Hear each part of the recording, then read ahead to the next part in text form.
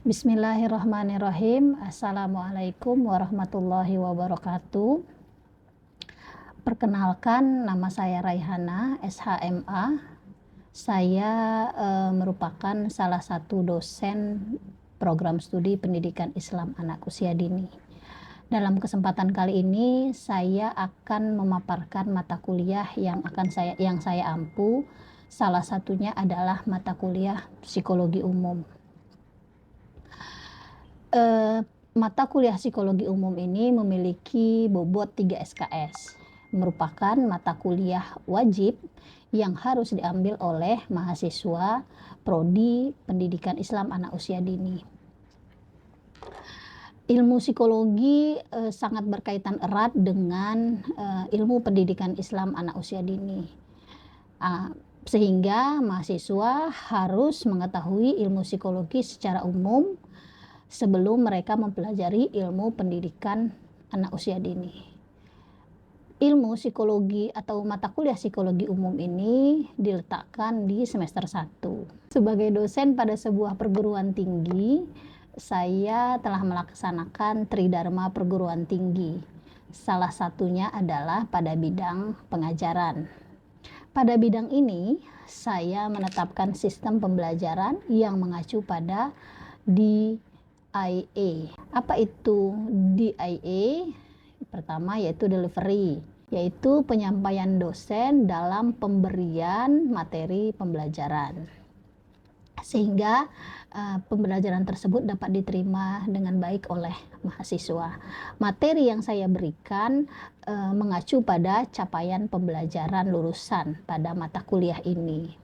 Dari CPL lalu diturunkan kepada CPMK, dan dari CPMK lalu diturunkan kepada sub CPMK. Pada mata kuliah psikologi umum ini terdapat 4 CPL. Ada CPL sikap, CPL keterampilan umum, CPL keterampilan khusus, dan CPL pengetahuan. CPL sikap pada mata kuliah ini terdiri dari 2, yaitu mampu menjunjung tinggi nilai kemanusiaan dalam menjalankan tugas berdasarkan agama, moral, dan etika. CPL sikap yang kedua adalah menunjukkan sikap bertanggung jawab atas pekerjaan di bidang keahliannya secara mandiri. Untuk CPL keterampilan umum, yaitu mahasiswa mampu mengambil keputusan secara tepat dalam konteks penyelesaian masalah di bidang keahliannya, berdasarkan hasil analisis informasi dari data. Sementara di CPL keterampilan khusus, yaitu mampu mengkaji ilmu psikologi secara umum dan mendalam. Untuk CPL pengetahuan, mahasiswa menguasai konsep teoritis ilmu psikologi. Lalu ada 3 CPMK yang harus dikuasai oleh mahasiswa.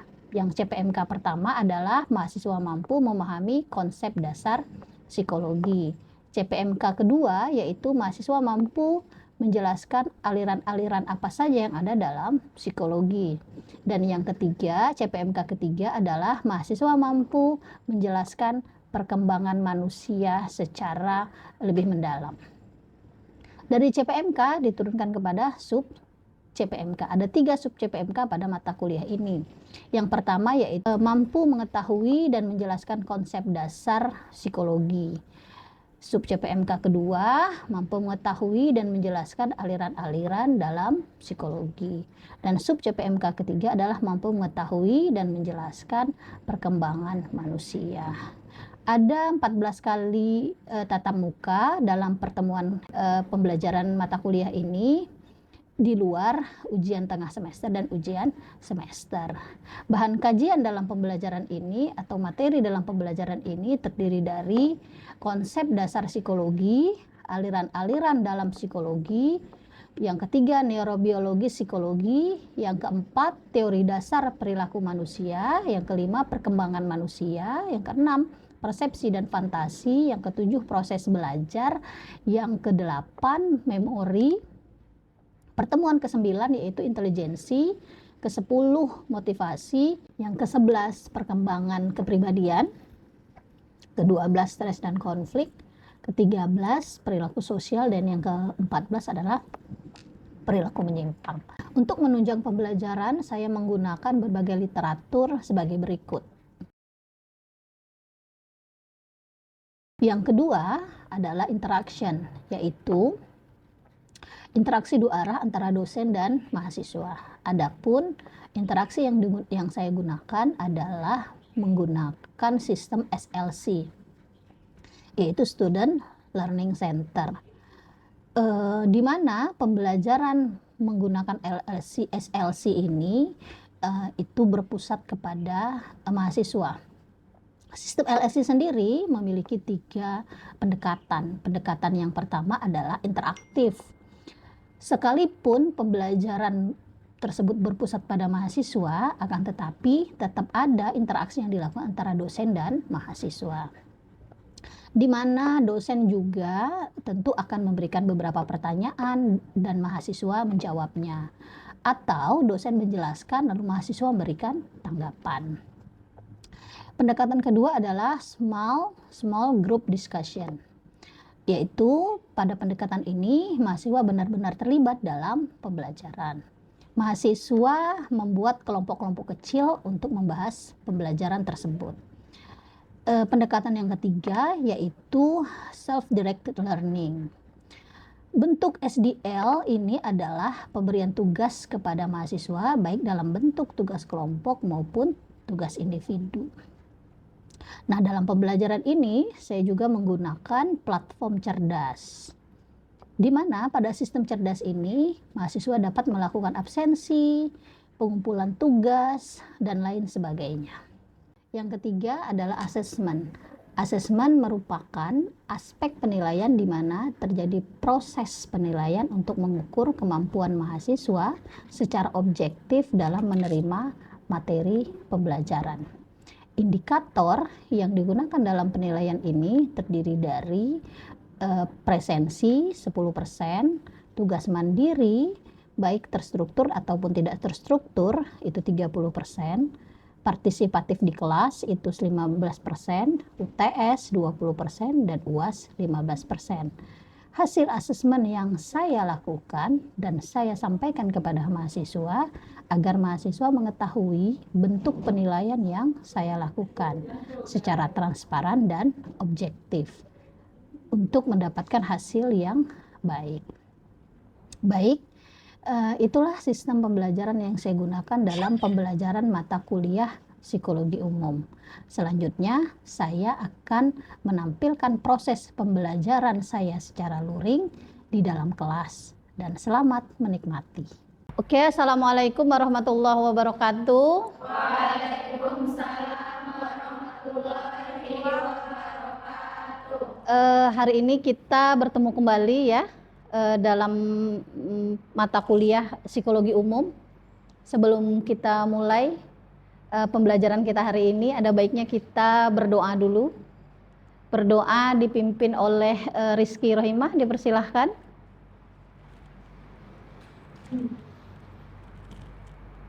Sebelum kita mulai pelajaran, kita baca pembukaan hati, yaitu 1, 2, 3. Bismillahirrahmanirrahim. Rabbi shrah li sadri wa yassir li amri wahlul 'uqdatam min lisani yafqahu qawli. Oke, terima kasih Rizky. Apa kabar semuanya? Alhamdulillah.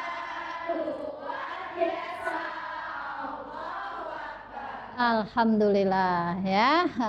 Hari ini seperti pertemuan-pertemuan sebelumnya, kita akan lanjutkan pembelajaran kita pada materi perkembangan manusia.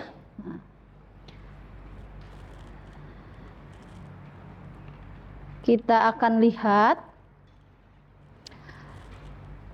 pengertian perkembangan dan pertumbuhan pada manusia, ya.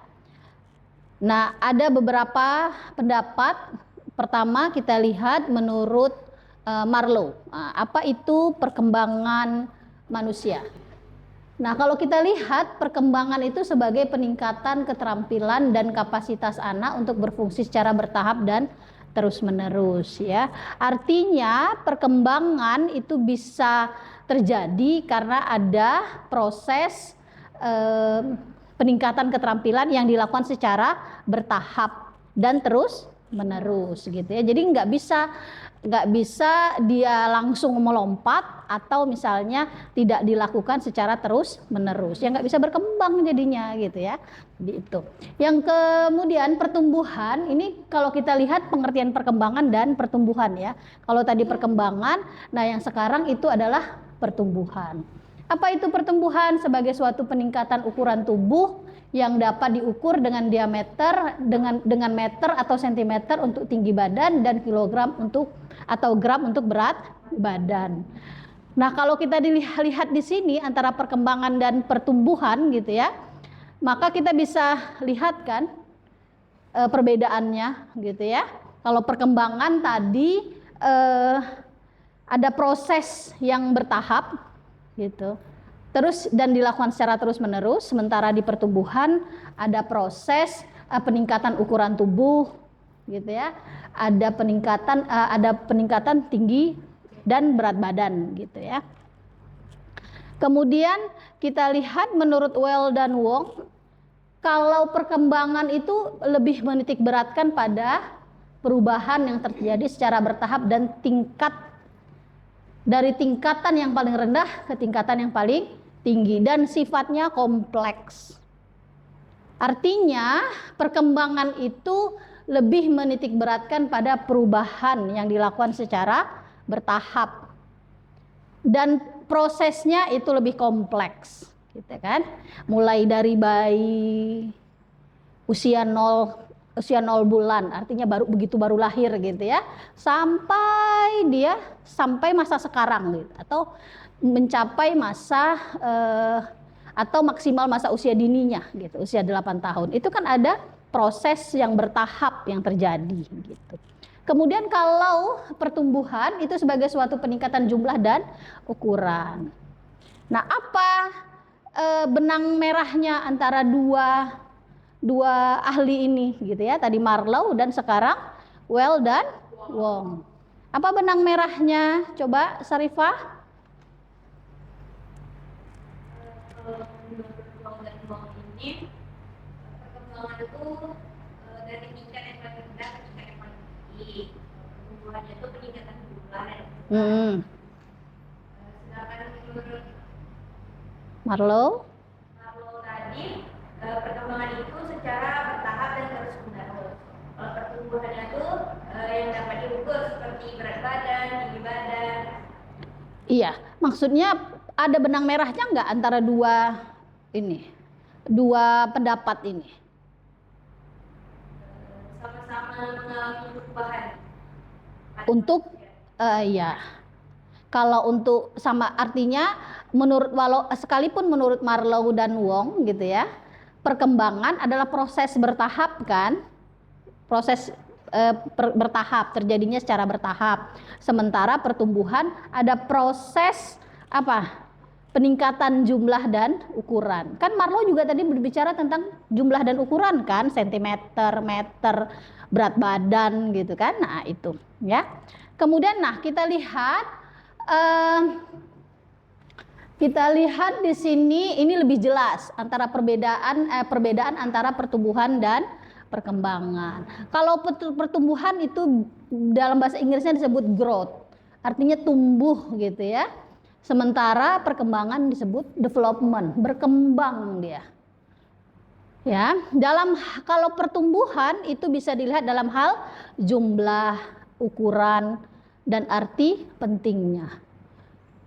Kalau secara konkretnya kita bisa lihat gitu ya, jumlah artinya ada kenaikan berat badan misalnya gitu kan, dari berat badannya waktu usia 3 bulan misalnya hanya 5 kilo misalnya gitu ya, maka udah sekitar 6 atau 7 bulan naik menjadi 8 kilo misalnya gitu, atau 10 kilo gitu. Itu jumlah Nah, kemudian ukuran bisa jadi apa? Ukuran apa? Ukuran tinggi badan, ya kan? Dari usia misalnya 5 bulan tinggi badannya sekian sentimeter, kemudian nanti di usia 1 tahun tinggi badannya berapa sentimeter gitu.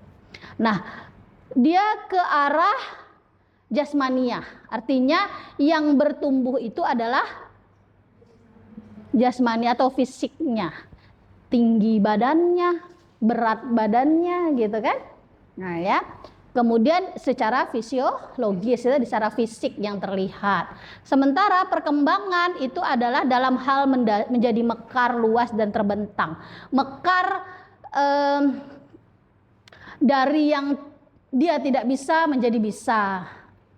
Nah gitu kan, luas dari yang lingkar kepalanya kecil menjadi besar misalnya gitu, atau misalnya dari yang hanya bisa telentang bayi gitu ya, terus dia terlungkup, habis terlungkup kemudian apalagi perkembangannya, duduk, habis terlungkup langsung merangkak, enggak kan, habis terlungkup duduk dulu, kan begitu perkembangannya, tahapannya gitu ya. Kan tadi kan pengertian perkembangan proses bertahap kan. Nah, jadi proses bertahapnya begitu, jangan terlewatkan ya. Memang setiap anak pasti berbeda-beda. Berbeda-beda dalam arti perkembangannya berbeda, tapi dalam arti usia pencapaiannya. Tapi tahapnya itu normalnya sama. Paham ya? Misalnya anak A baru bisa telungkup itu usia 4 bulan. Sementara anak B usia 3 bulan udah bisa telungkup. Tapi proses bertahapnya ya tetap telungkup, habis telentang ya telungkup dulu gitu. Habis telungkup baru duduk, habis duduk baru merangkak. Itu proses tahapannya gitu ya. Nah, yang itu nggak boleh terlewat. Tapi setiap anak pasti berbeda, pasti punya perbedaan dalam mencapai tahapan itu gitu ya. Nah, kemudian ke arah rohaniyah, itu ke psikologis, ke mental. Kalau perkembangan ini beda dengan pertumbuhan. Artinya apa? Kalau secara sederhana kita membedakan antara pertumbuhan dan perkembangan, apa? Ada yang bisa? Kalau kita secara sederhana membedakan antara pertumbuhan dan perkembangan, apa coba?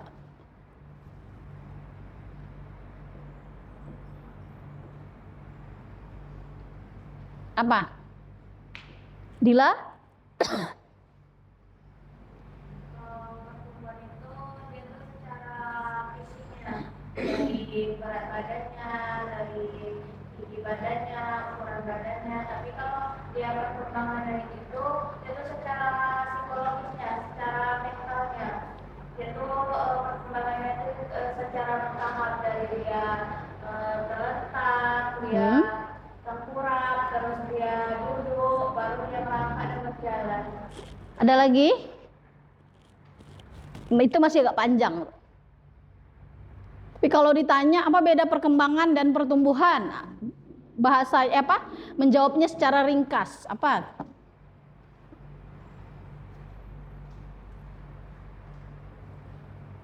Rani? Apa? Sarifah apa tahu? Pertumbuhan itu yang dapat diukur gitu. Kayak tinggi badan, berat badan. Artinya kalau dapat diukur itu, kalau kita membahasakannya dengan bahasa yang sederhana apa?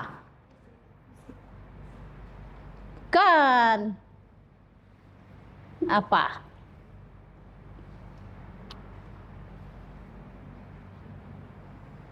Bintan yang apa? Ya. Kalau ditanya apa perbedaan antara perkembangan dan pertumbuhan, nah, sederhana saja.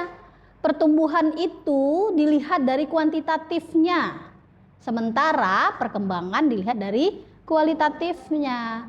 Kan menjelaskan tuh prosesnya gitu ya, perkembangan kan, itu kan kualitatif, mendeskripsikan. Sementara pertumbuhan itu dilihat dari kuantitatifnya, berat badan, tinggi badan gitu ya. Tadi kan lingkar kepala, terus apalagi macam-macam gitu ya. Pokoknya dilihat dari kuantitatif kan. Nah, gitu ya. Jadi kalau ditanya sederhananya ya begitu. Nanti kalau disuruh menjelaskan panjang lebar baru kita jelaskan seperti yang disampaikan Dila tadi dan Sarifah. Oke.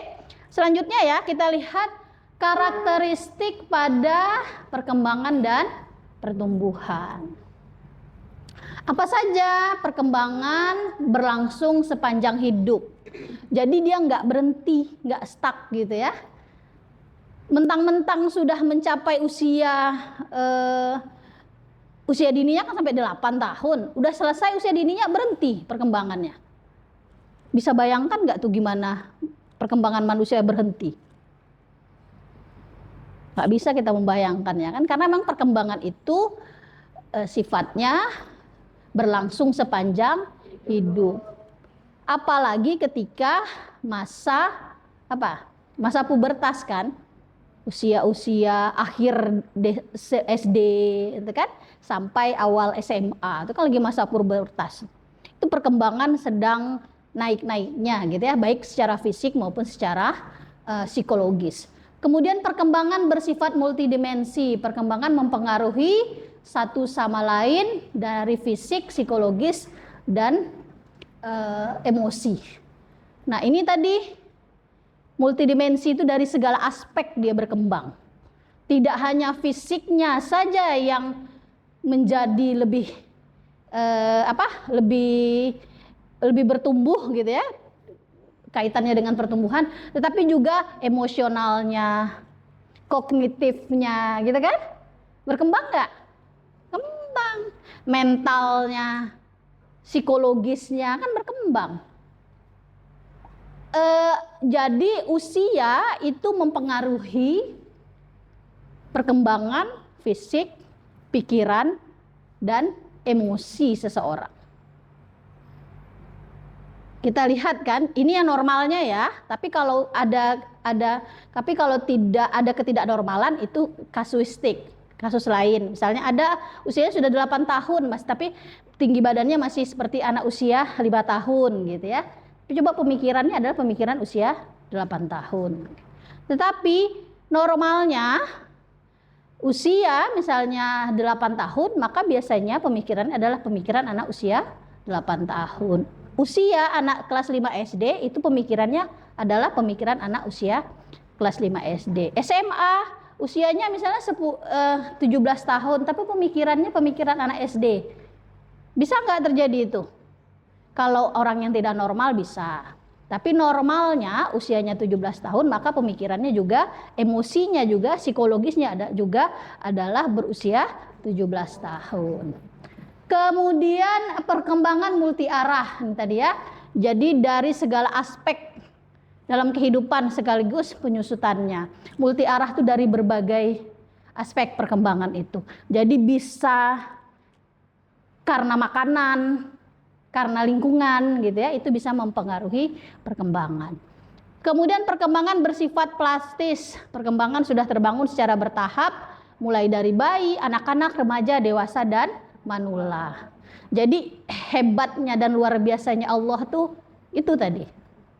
Ya. Jadi dia mengikuti perkembangan fisik, mengikuti perkembangan psikologis, mengikuti perkembangan mental atau emosinya, ya enggak? Ya, kalau dia normal kan, sampai kita besar juga. Kalian yang kuliah misalnya gitu kan, itu kan pemikirannya mengikuti adalah pemikiran kalian yang sedang kuliah, psikologisnya, mentalnya juga gitu kan. Nah, itu yang disebut dengan perkembangan bersifat plastis. Kemudian perkembangan bersifat multidisiplin, bahwa dia adalah berkembang bersifat multidisiplin dari segala ilmu. Perkembangan itu bisa mempengaruhi atau karakteristiknya bisa mempengaruhi dari segala ilmu. Ya, selanjutnya bersifat kontekstual, melibatkan pertumbuhan, perawatan serta pengaturan. Jadi perkembangan pasti berkaitan erat dengan pertumbuhan, harus ada perawatan, artinya misalnya usia 5 tahun, maka biar dia tetap normal gitu kan, harus dilawat melalui gizinya, gitu kan, makanan-makanan yang asupannya gitu dan lain sebagainya. Gitu. Sampai di sini ada yang mau ditanyakan?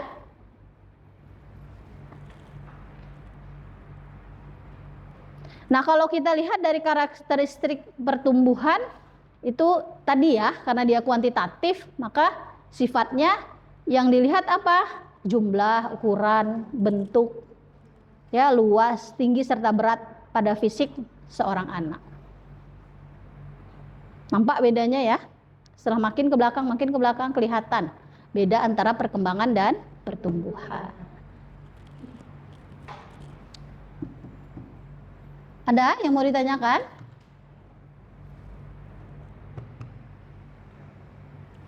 Kalau tidak ada, kita lanjut ke perkembangan memiliki 2 faktor yang mempengaruhi.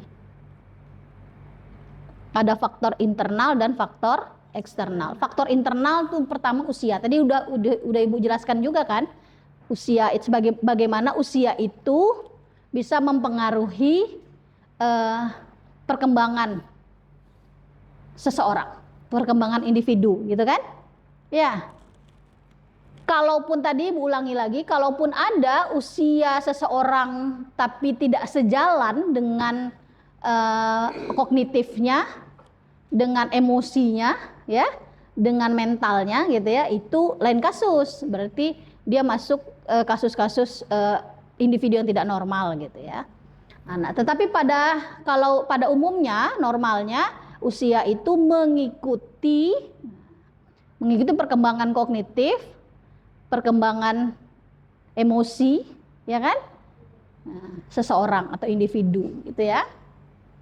Kemudian bakat atau kemampuan yang dimiliki seseorang itu juga termasuk dalam faktor yang mempengaruhi perkembangan. Orang yang punya bakat sama yang punya minat itu beda dalam dalam menangkap apa yang dia sukai, misalnya. Kalau bakat, misalnya dia hobi nari, dia suka sama nari, karena dia punya bakat nari, melihat 1-2 kali gerakan dia sudah langsung bisa mengikuti, itu bakat. Oke, Ibu rasa sampai sini dulu pertemuan kita hari ini, ya. Semoga kalian bisa memahaminya. Kita tutup. Assalamualaikum warahmatullahi wabarakatuh. Waalaikumsalam warahmatullahi wabarakatuh.